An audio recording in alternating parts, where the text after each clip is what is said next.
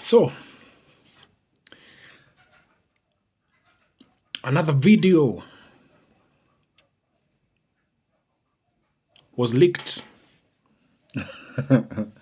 Another video was leaked yesterday of an online class, of an ongoing online class. And somewhere in the middle of the class session, one of the students, I think they had a boyfriend, she had a boyfriend in her hostel or something, decided to get into it right in the middle of the class. My goodness. Mnasemanga mimi nimechizi. When I come out here and I speak and I talk about all these things that are happening in our society, I don't create those videos. I'm not the one who, I don't sit here and I put on my camera and then all of a sudden I think napata it's a very good idea for me to have sex. These are videos that are leaked out there. I don't leak them. No. I don't do stupid shit like that. So another video came out yesterday of this online class. I don't know which university it is, but man, ile tabia mbaya munafanya hii mtaa, let me tell you, everything you're doing will one day catch up with you. Every single thing you're doing today will catch up with you in one way or the other. Kama wewe ni mse umezoea kupigwa kende, hiyo kupigwa kende will one day catch up with you. I can imagine this student, because I'm sure at some point somebody will leak her information out. Somebody will just share her information and say, this is the student, her name is this and this, she's in this class doing this, and she interrupted the session, and she was being gulwad live on a class session, on an online class session.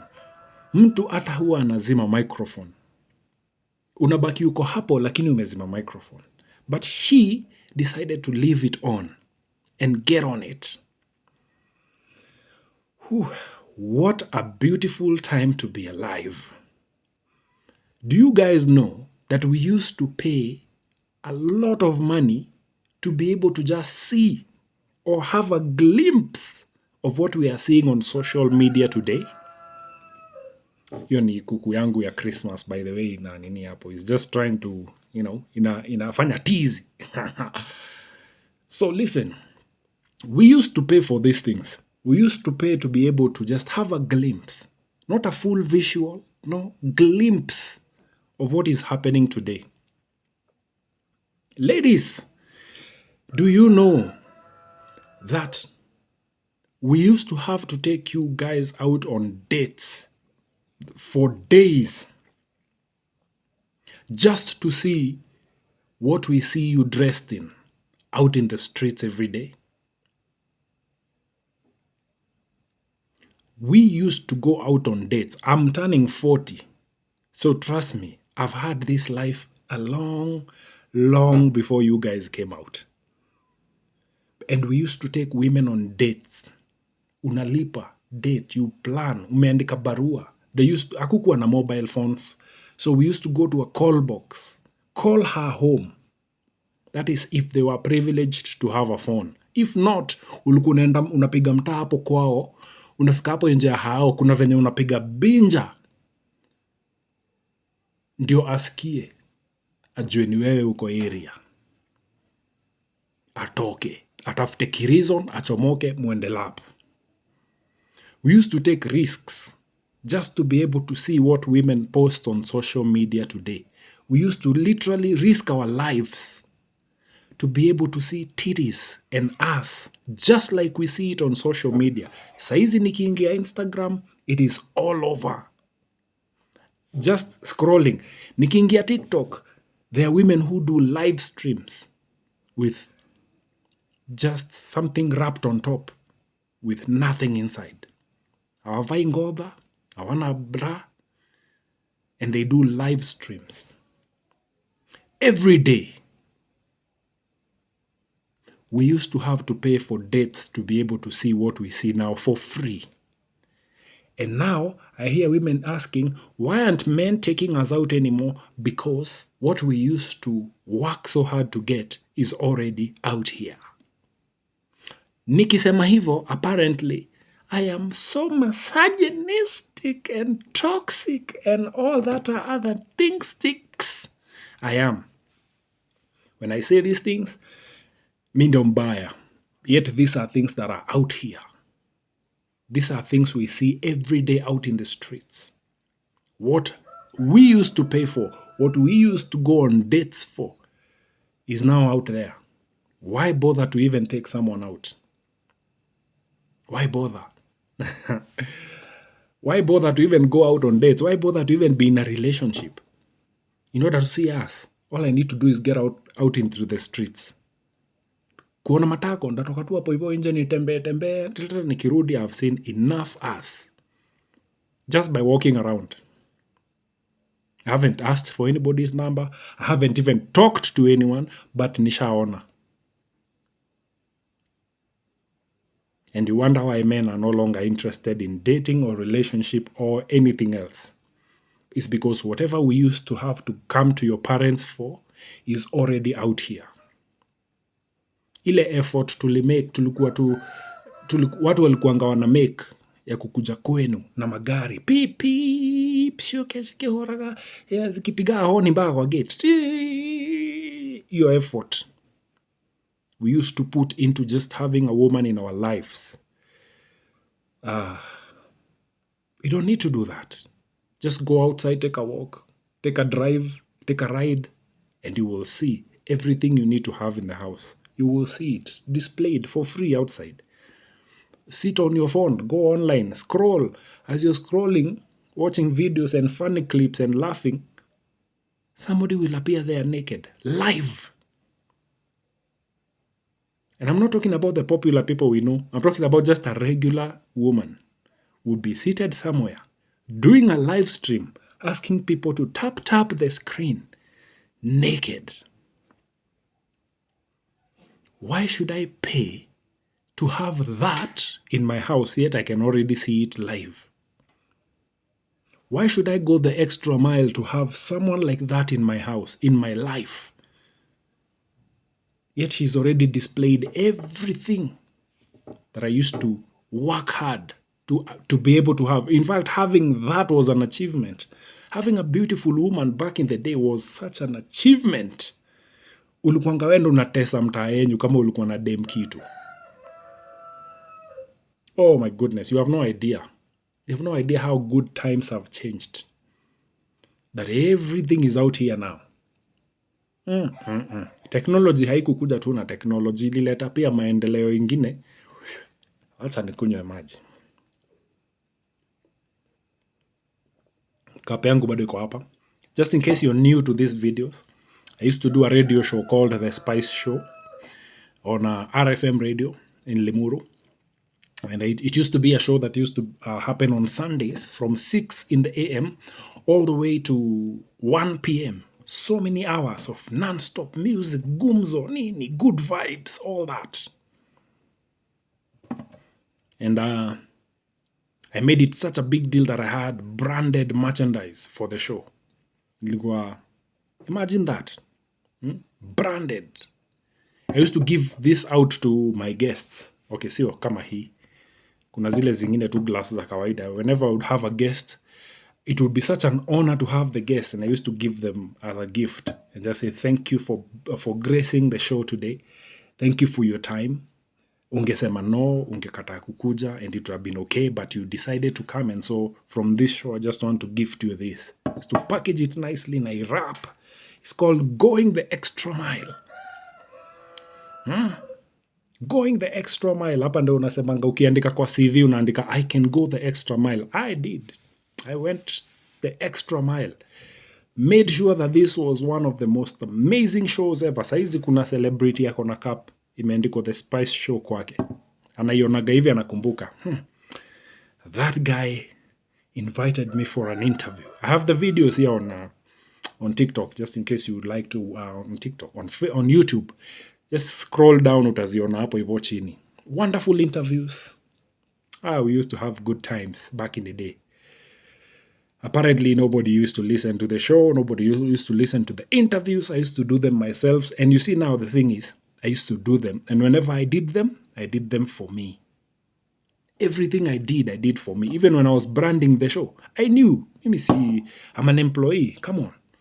Nimeandikwa kazi kwa hiyo kampuni. So anytime I can be fired. But when I used to do it, I did it for me. And boy, oh boy, look at the results. I can still, enjoy them. Radio actually taught me how to be able to speak. Kuongea maneno mingi in a short time, because a radio link normally back in the day was 7 minutes. So if you had a point you wanted to put across, it was between a song and the next song, or a song and a commercial. So you had to put all your words in there.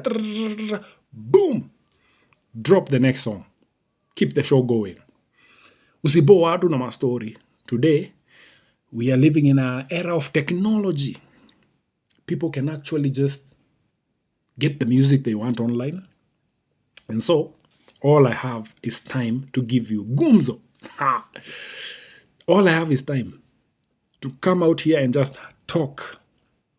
Speak, sasa hitaji kurash maneno. I can even break in between. Naweza enda hapo hivyo nje nirudi and continue. By the way, I can't wait to have this as a normal podcast. Sit down here, put a mic on, nini, everything is set and just talk. Unajua nikiwa shule nilikuwa naandika noise maker na prefect hata wakati si huko. Never used to love school. So zile hata siku nimehepa chuo si huko, nilikuwa najikuta nimeandikwa kwa list ya noise makers. And I used to be like, bro, I wasn't even here yesterday. Mbona jina yangu iko kwa list ya jana? I make sense. Mi sikukua. Until one day I was so absent for so long, until one day the teacher decided to count how many absent days I have been. And I only realized that in that term I went to school for 14 days only. Sema kuwaste school fees ya mzazi. God damn. Naona maisha imenikamua hivyo. I was a waster. Now life taught me, usiposikia la mkuu utafunzwa na ulimwengu wewe. Do not want to be taught by the world. The world is not a good teacher. It's like fire. It's a good servant but a bad master. You better know that. Anyway, hizi stories zote sijui zimetoka wapi leo. So anyway, today I came out here because I wanted to, I've been talking about relationships in yesterday's video. I talked about how, it's actually yesterday's video I was so angry and I was talking, it was based on a story I saw of this guy who had done a DNA for his kids, only to find out they were not his, and he had been raising them since they were born. And so he confronted his wife, and by the time he went to meet his wife, he found her with another man in his shop. God damn. Hiyo iko kwa video ya jana. Just scroll the video previous to this, you will see it. That was what I was talking about. Hiyo ndio kitu ilinipatia machungu, hiyo design. Alright? So today I wanted to talk about let's find a solution. Let's see what can we do to make a difference. I was having this conversation with a very, very, very dear friend of mine. This somebody I grew up with. And so the other day we just having a conversation. Basically my childhood girlfriend. So we were having a conversation the other day on phone. And she said something that I want to bring out on this video. And she said most relationships today exist because people have issues. People are broken.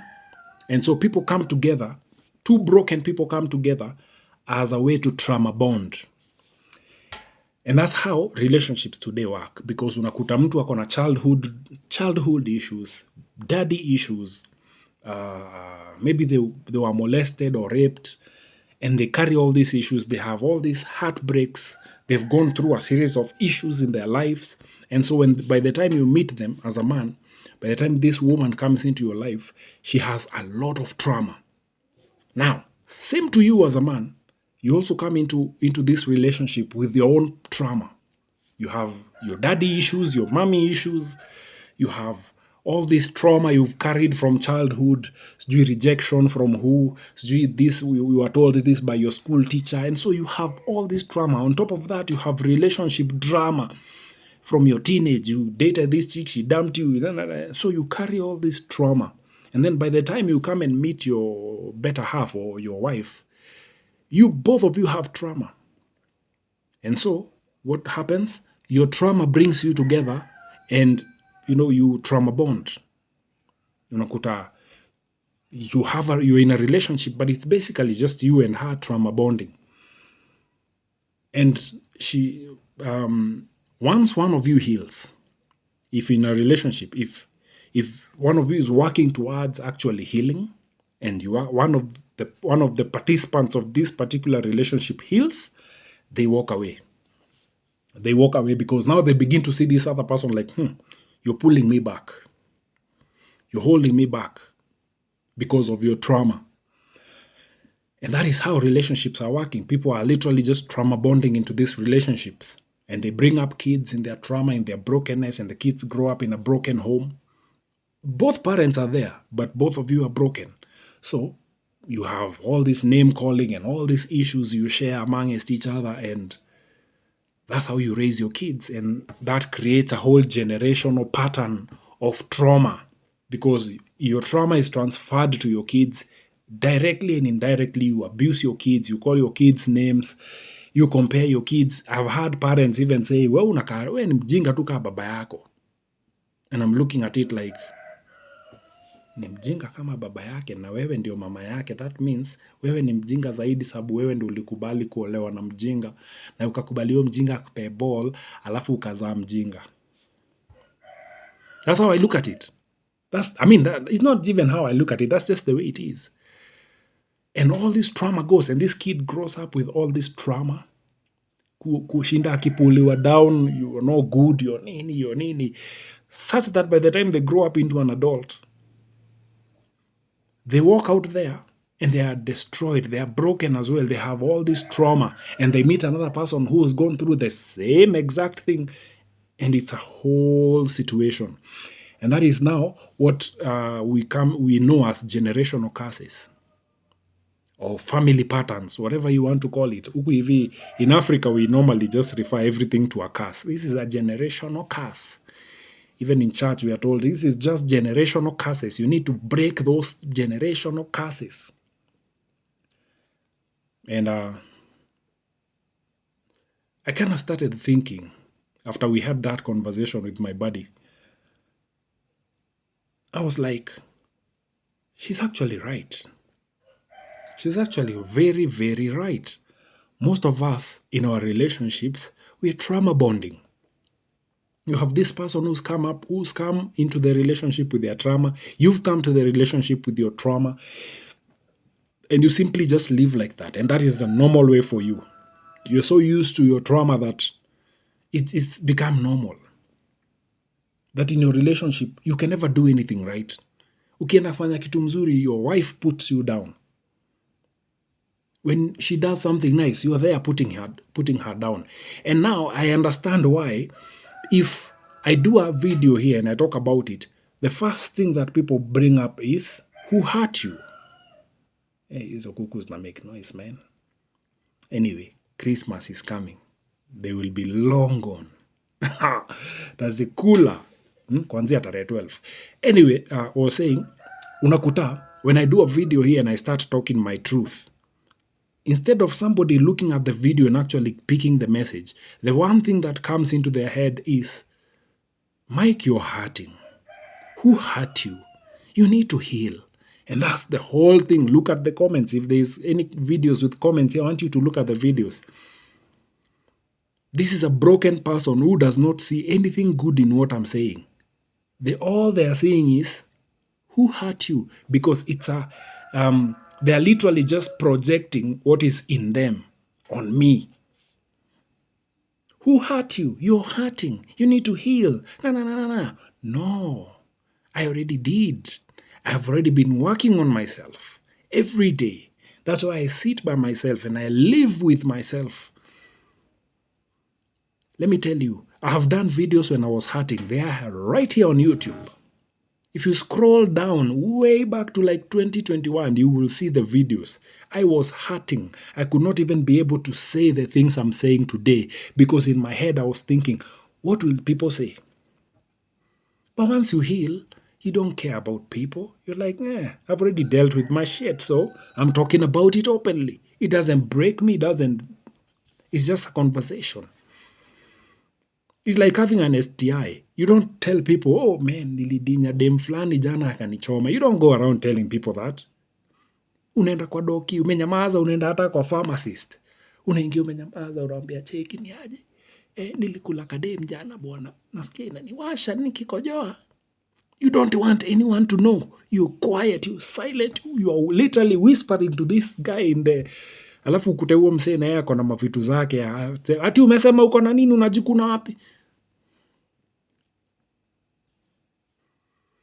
It's like, I liken that to like having an STI. When you're going through it, you don't talk about it.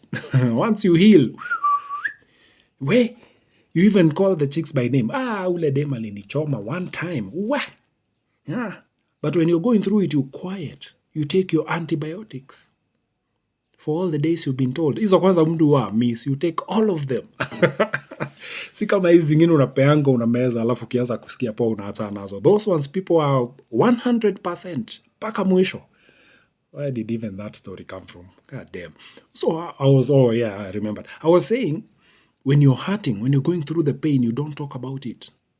It is hard to even talk about it. You are crying, you're in pain. You cannot speak a single word, but once you heal, it becomes a very good story. That's why unaniona saizi, I talk about it and I talk about it gladly because I know there was a day I couldn't talk about it. I was going through it, man. Every drink had alcohol those days. And by those days, it's just 3 years ago.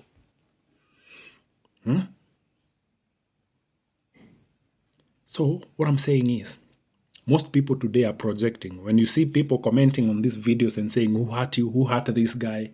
This guy needs to heal. This guy needs therapy. They're simply just projecting. Because I've been working on myself. And this is something that I would wish everyone does. Work on yourself. Heal from all your trauma, whatever it is. Whether you are molested as a little child, or you went through all this, or your dad was not in your life, and so you have all this anger towards men because of your dad not being in your life. You need to heal, baby girl. You need to heal, man. You need to heal. You need to let it out. Heal. Go through the pain. Forgive the people who hurt you and move on. You cannot hold people hostage. Because every time you try to hold someone hostage for what they did to you, it only hurts you. It only pulls you back. It only holds you back. You're not able to achieve. You're not able to accomplish. Why? Because you're always looking at, oh, my dad did this. My mom did this. My auntie called me this. My uncle molested me. No. The more you hold them hostage, the more you carry that bitterness that they did, the more it holds you back from living your life. So what? Your dad divorced your mom. These are human beings. Walifika mahali wakaona hawawezi sikizana. They walked off. They decided, hey, I'm out. I'm going to live my life. I don't see a big deal with that. Let me tell you, I used to be so angry at my dad for some of the things I used to see him do. But then I realized, bro, this is his life. And I realized the more I was angry at him, the more I was so bitter and so looking at him like, why did you do this? Why are you doing this? The more it held me back. One day I released it. I released it completely. I went to my dad and I said, Dad, I'm sorry. I forgive you. Bless me. And from that day, my life changed. And I walked away, and from that day, I saw my dad as a man. I didn't see him as my dad. I looked at him as, this is another man who has needs like I do. So when he makes a certain decision, he knows exactly what he's doing. He's been in this world longer than I have been. So I cannot hold him hostage for his choices. No. I see it, I learn from it and I keep it moving because I have my life to live. My mom died when I was small, so I didn't have trauma over her. No. Point is, we all need to get to a point of healing individually. Once you're healed, then you can go find another person who is healed, and you can now begin something called a generational blessing. That means you come together, you're no longer trauma bonding, your bond is completely pure. Huyu hajabebana na mambo zake na wewe hujabebana na mambo zako. That way, even when you kosoa them, when they do something wrong and you kosoa them, they're not looking at you like, who the hell are you? Unaniambia hivyo kaa nani? No. They take it as a correction. They're like, okay, so I get it, I'm sorry, I'll not do it again, and we keep it moving. So the reason most of us are held back is because of all these traumas we are carrying and all these people we are holding hostage. You have trauma from your mom. That's why whenever you see women as utilities. You want to bomoa every one of them. Ukiona dem on a sex object. Why? Because you're carrying all this trauma. All this stuff that your mom did this, your mom called you. So you become a bitter human being. You cannot even relate with women. Every time you see a woman, unaona hii ndakula tu nitupe. That's why we have a lot of cheating in our relationships. It's become a normal thing. No, we cannot normalize pain, bro. We have to heal. We have to start living healthy, dating healthy, relating in a healthy manner. So ka watch a video and you're going through all this trauma, man, it's time for you to let go. Find a place, be solitude. Take a year, take some time by yourself. As you go home for Christmas, go forgive your parents. Oh, go forgive them. Let it out. By the time unarudi mtaa, January, unarudi ukiwa set. Then you begin the process of healing. By yourself. Healing. Healing from all this trauma. Every time something comes up, you heal. You let it go. You forgive that person and you let it go. So once you're completely healed, you now begin to see people as human beings. I look at women as human beings. I don't look at them as objects. I don't carry them as what. No, they are human beings. And a human being, man is to error. I know if I get this person in my life, she's gonna fuck my life up at one point. She's a human being. But once she's healed, she's not gonna do it out of vengeance. She's not gonna do it out of spite. No. She's gonna learn quickly and recover and keep moving. And now, if I'm to get into a relationship today and I meet somebody who's healed, who has no trauma from 1979, then that relationship will be super healthy. Then we can build something that is going to last for generations. Now we can build generational wealth. Because we can build something together, forward it to our kids, who will forward it to their kids, and we'll have a generational blessing. We will break all the negative patterns and begin a new pattern of living. Najua hii story leo ni deep. Leo ni Sunday, Buddha. Take it like a shot of tequila. Kunywa kitu, Mike. That's it. That's the solution to what we have in our society today. That's the solution. People need to heal. People need to stop trauma bonding. People need to go back and understand, hey, this is where my problems began. Cut that off. And those people who choose to stay in their trauma, we leave them behind. We leave them there playing victim every day, and we keep it moving because we cannot carry burdens that do not belong to us. I have worked on myself. I am a healed human being. I cannot carry somebody else's trauma. That is going to be somebody who drag me down. That's why when I meet someone, I take my time to get to know who this person is. I take my time because I do not want to have another broken human being in my life, because that broken human being will wreck my life and walk off because it means nothing to her. So if you have worked on yourself, find someone who has also worked on themselves. Remember I said marriage is a transactional thing. Relationships are transactional. Not money, just it's a whole transaction. So you need to go into a transaction that is healthy. Emotionally, spiritually, physically. Healthy. No baggage.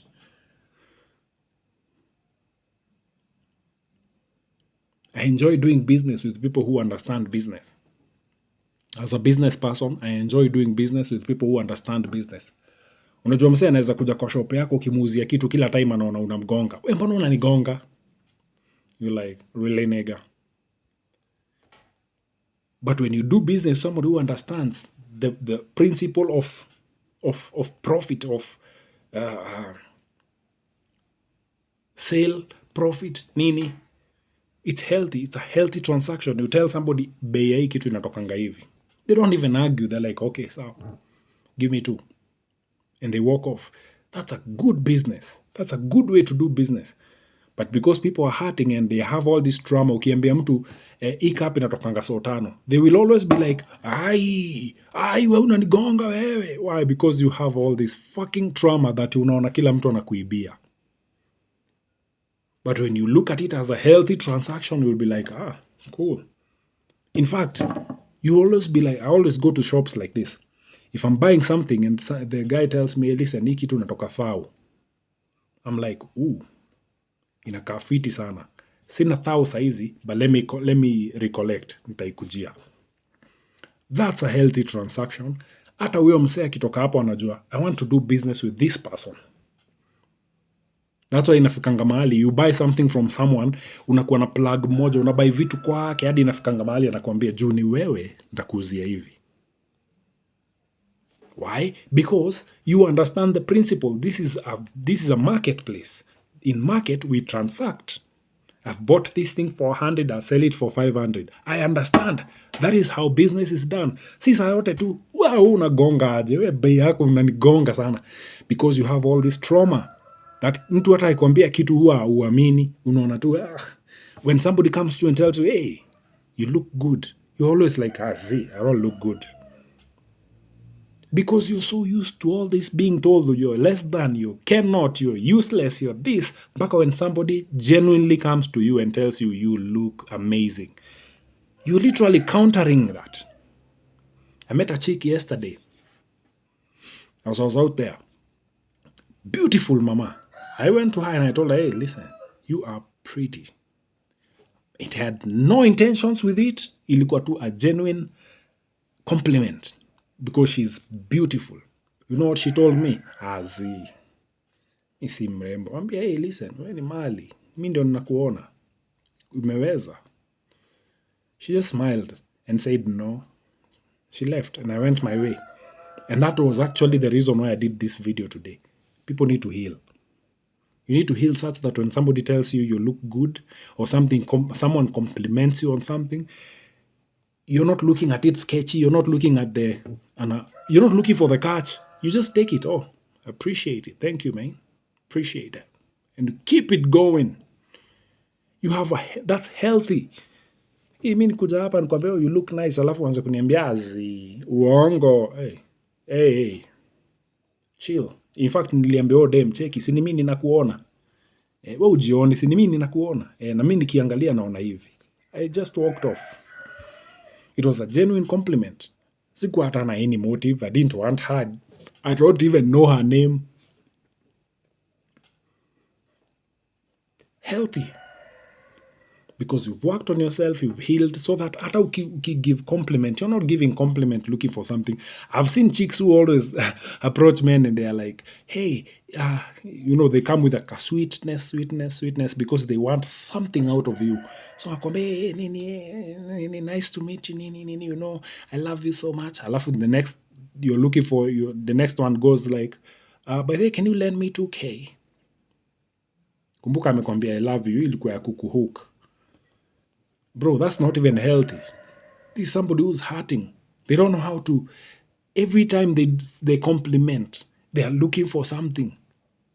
There's always a catch. We cannot believe it like that.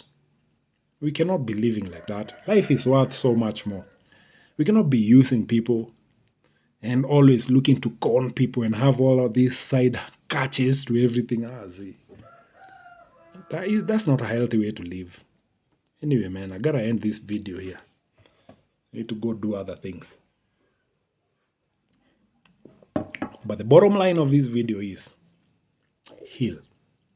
Take time, isolate, go somewhere by yourself, look at all the traumas you have, release the people who you've held hostage all your life, let them go, forgive them, heal, and that way you'll be able to live a very healthy life.